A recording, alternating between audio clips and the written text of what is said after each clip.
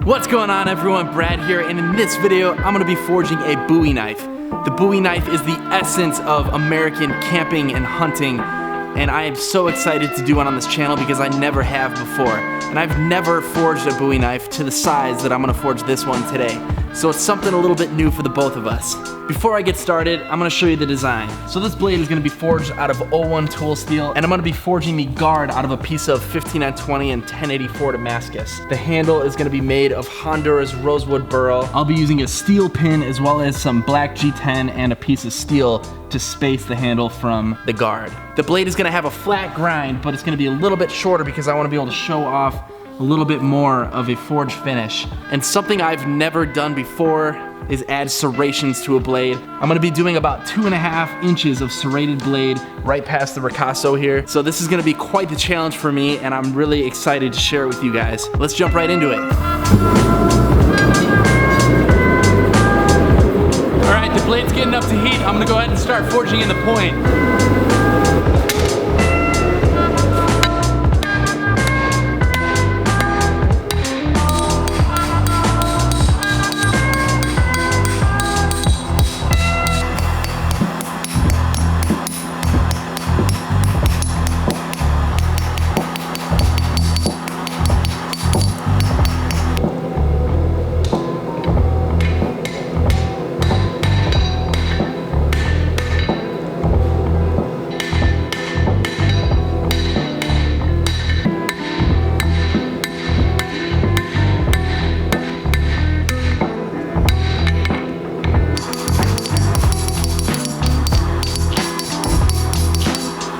Alright, so I got that point pretty well defined. Now I'm going to go ahead and move on to the actual blade portion. This piece of steel is about 1/8 inch too thin for the design that I have. So I'm going to go ahead and pound my bevels in. That should help draw that blade out, just add a little bit of width. And then once I have that, I'm going to go ahead and start drying out the tang and moving all the material that I don't need out of the way.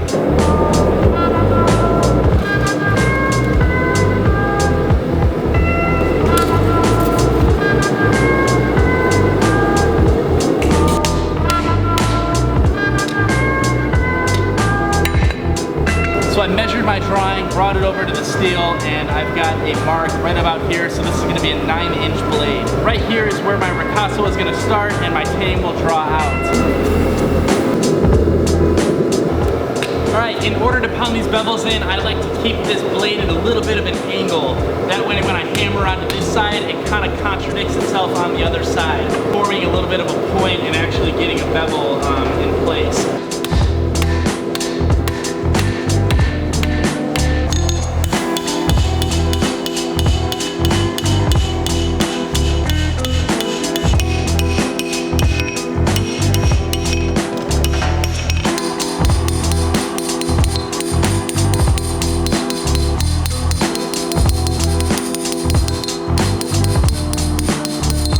Now when you're pounding in bevels, you're attacking that edge of the blade and the steel has to go somewhere. Now what happens most often is the blade is going to start warping back towards its spine in the opposite direction that you want.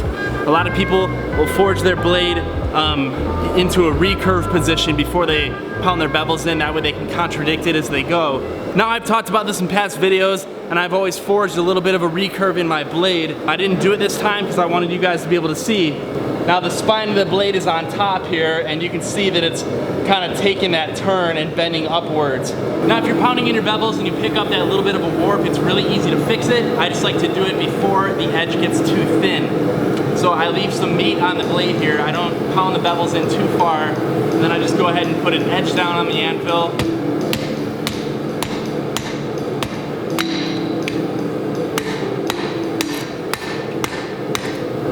And I just go ahead and straighten it like that. And you can see I've already taken a huge portion of that warp out. So this is something that I do along the way as I forge my bevels in, just to make sure that warp doesn't get too out of control. But yeah, if your edge is too thin and you put an edge down and you start hammering the back, you can really damage it. Another method is to actually put its spine down and take a piece of wood, something that's not gonna really damage your blade, and then actually use the piece of wood as a mallet and kind of help straighten that out.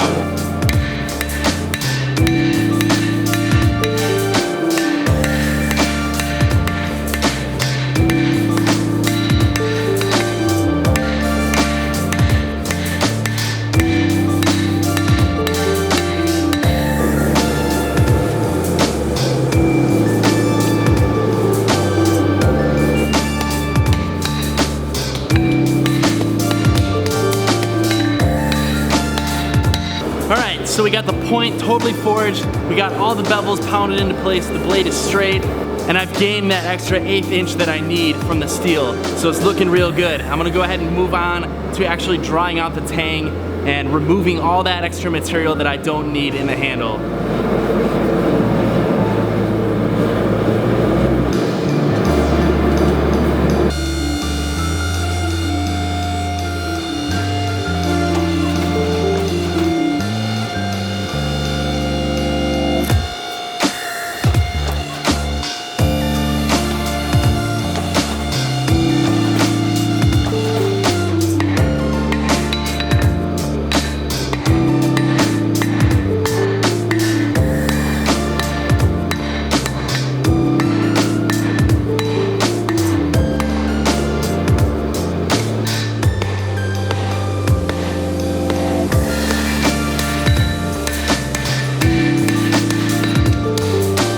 Blade is looking awesome. I'm loving this profile.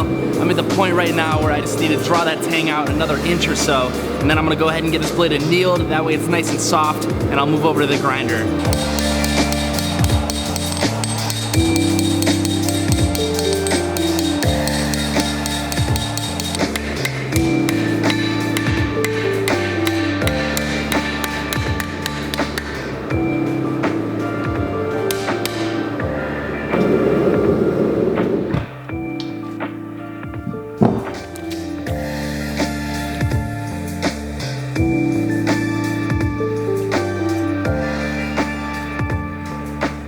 All right, this is how we're looking right now. You can see the profile of the blade is pretty dead on. I just have a little bit of material to remove up towards the tip, and I just wanna make sure that this whole blade is indeed nice and flat, which it looks pretty good. Now, I didn't shape and profile the entirety of this tang. I just drew out the piece of steel to make sure it would fit, and I'm just gonna go ahead and cut that. So what I'm gonna do right now is true up this profile, cut out this tang, and we're gonna go ahead and move on to the grind.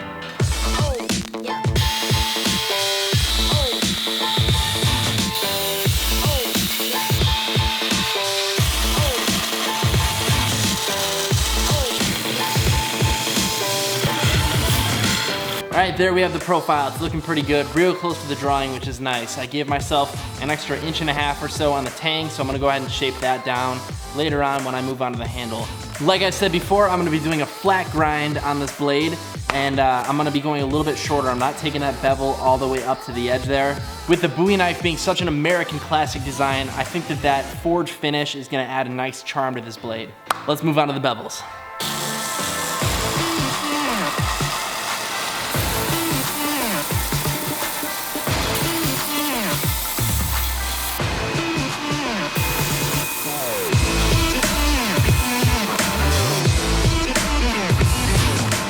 Now, in one of my recent videos, I went through the process that I take to forge Damascus steel. I used 15N20 and 1084, and I created this 26-layer billet. This is the piece of steel that I'm gonna use to create the guard for this knife. Now, back to the drawing, you can see I've created a little bit of an S shape to this guard. This guard is also going to taper on the top and on the bottom. So what I'm gonna focus on right now is getting a piece of that steel that's clean and uniform. I'm then gonna get a hole started and slowly get it fitted to this tang. After that, I'll focus on getting it evened out, getting those tapers in, and then creating the S shape. Onto the guard.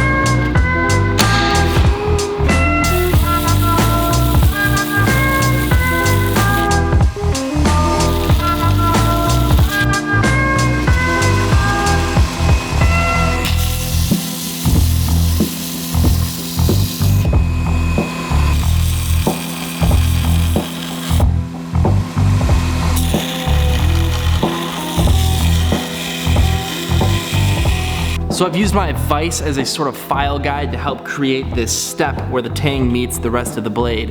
And what this is a sort of ledge, a difference in thickness from the tang and the rest of the blade.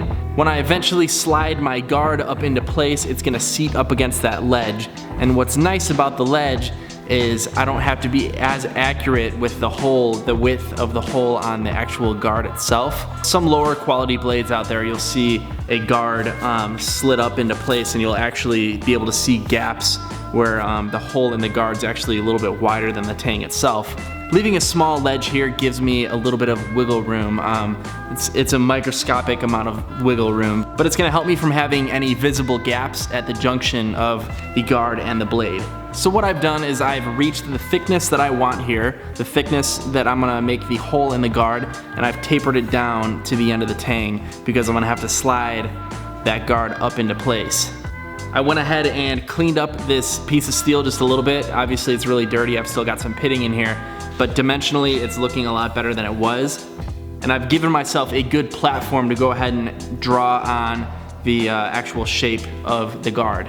I want to thank you all so much for watching this video. This was part 1 of my Bowie knife series. Don't forget to like and subscribe, and stay tuned for part 2 where I focus on shaping and fitting the guard as well as hardening and polishing the blade. I'll see you in the next video.